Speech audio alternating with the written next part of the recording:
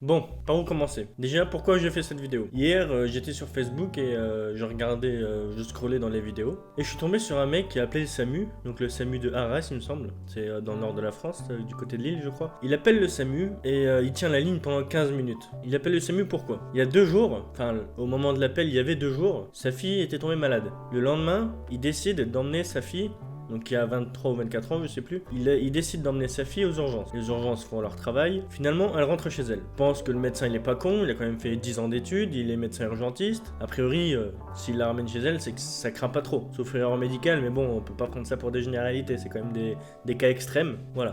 2 jours plus tard, donc, il rappelle le SAMU, et c'est à ce moment-là qu'il tient la ligne pendant 15 minutes. Donc au début, il tombe sur une régulatrice, donc ça s'appelle des ARM pour assistants de régulation médicale. Il tombe dessus et la dame lui dit que si le médecin l'a ramené chez elle, c'est qu'il n'y avait pas de risque. Le monsieur dit au téléphone que sa fille présente tous les symptômes du coronavirus, qu'elle avait aucun antécédent médicaux et qu'a priori elle était en bonne santé.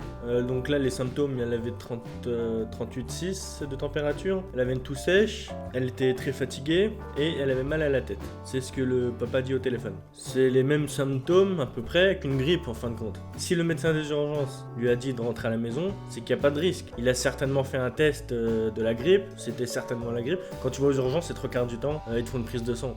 C'est pour faire des tests, c'est pas pour rien non plus. Enfin bref, du coup c'est ça qui m'a donné un peu envie de faire cette vidéo parce que tenir 15 minutes une ligne, surtout du SAMU, mais c'est n'importe quoi. Enfin, il n'y a pas que le coronavirus qui existe, il y a encore toutes les autres maladies qui existaient avant.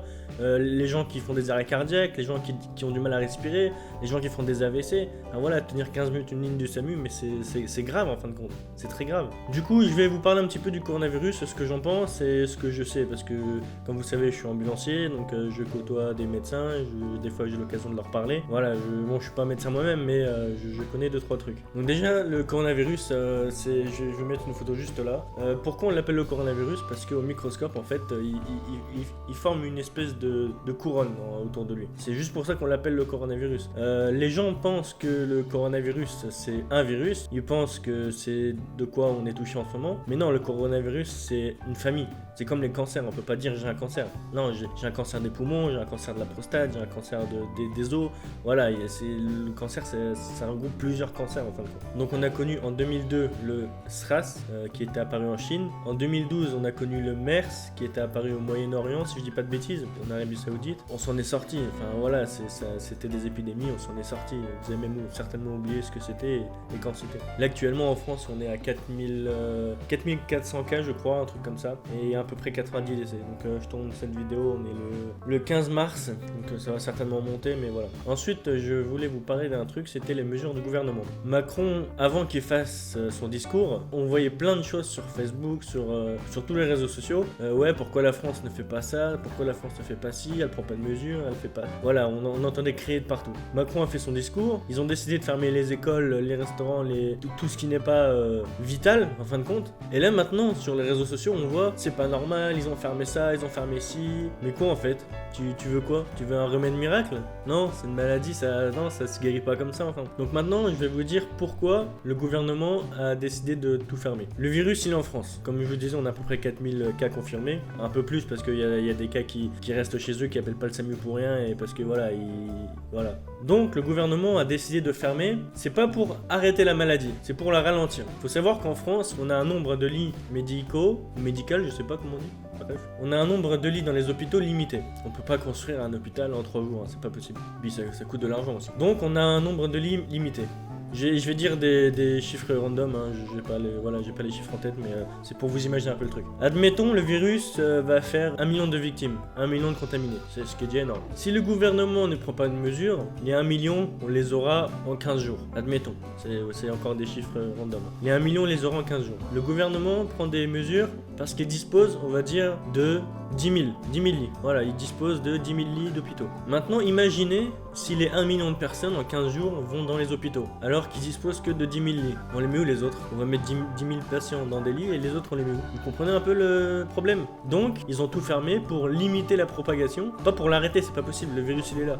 Maintenant faut attendre qu'il fasse plus chaud, que le virus meure naturellement, enfin voilà c'est... Donc ils vont limiter la propagation du virus pour toujours avoir les 1 million de contaminés, hein. On ne pourra pas aller en dessous. Ils ont limité la propagation pour que au lieu d'avoir 1 million sur 15 jours, on va avoir 1 million sur 2 mois, 3 mois peut-être, je sais pas, enfin voilà. Vous voyez le principe? Donc au lieu d'avoir un pic de 1 million, on va avoir des petits pics de 10 000 personnes pendant tant de jours. Je sais pas si je me suis bien fait comprendre, j'espère quand même. Si je trouve des graphiques, je vous les mettrai en... Alors, petite pause dans la vidéo pour vous dire que j'ai trouvé un graphique. Le problème, c'est qu'il n'était pas légendé. Alors, je vous l'explique vite fait. Donc, la courbe orange signifie le nombre de lits disponibles en France. La courbe violette, c'est le nombre de victimes si les mesures n'auraient pas été prises par le gouvernement. Et la courbe verte, c'est la courbe de victimes potentiel par rapport aux mesures du gouvernement. C'est-à-dire que le nombre de victimes est la même entre le violet et le vert, mais comme vous pouvez le voir, la violette a été aplatie. Donc au lieu de s'arrêter au milieu du graphique, elle s'arrête bien après. Et les hôpitaux ne se retrouvent pas submergés. Donc voilà, j'espère que vous avez compris au moins les mesures prises par le gouvernement. Oui, ça peut faire chier, moi aussi ça me fait chier, je suis en week-end, en plus il fait beau, je voulais sortir.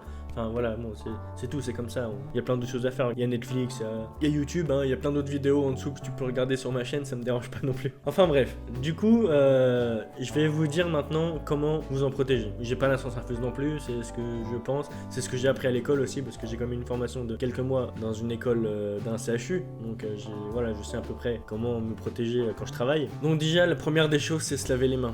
Pas la peine de dévaliser les pharmacies de solutions hydroalcooliques. T'achètes un Saint-Vaudou en grande surface, ça fait le même travail, tu frottes et puis voilà, solution hydroalcoolique, et déjà ça nettoie pas, ça désinfecte seulement, puis voilà, tu peux t'en passer quoi, s'il y en a plus c'est pas grave. Ensuite je vois souvent des gens mettre des masques, ils mettent pas les bons masques les personnes. C'est moi les gens que je vois tout le temps mettre des masques, c'est des masques chirurgicaux. Putain, j'arrive pas à parler. Des masques chirurgicaux et ça empêche pas d'attraper la maladie, ça empêche de la propager. Tu mets le masque là quand t'es malade déjà, pas quand tu veux pas être malade. Donc ça, alors là je vais vous mettre le masque chirurgicaux et juste là je vous mettrai le masque FFP2 qu'on appelle aussi le masque bec de canard. Et celui-là, alors il coûte peut-être un peu plus cher, mais celui-là il empêche, en fait il filtre l'air qu'on respire, donc il empêche d'attraper une maladie comme un virus aéroporté qui est le coronavirus. Ensuite évitez de vous faire la bise, évitez de vous serrer les mains si vous pouvez. Nous au boulot on a adopté le check du coude qui est pas mal, puis c'est marrant en plus, ça détend un peu l'atmosphère.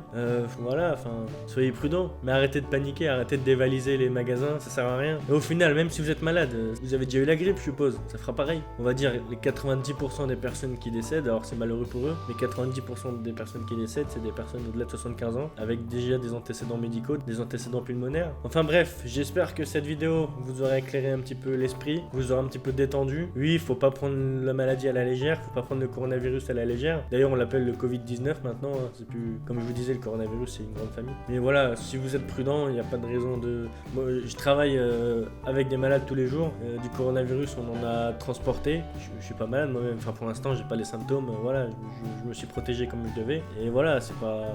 faut juste être prudent. Allez, sur ce, prenez soin de vous, bye bye.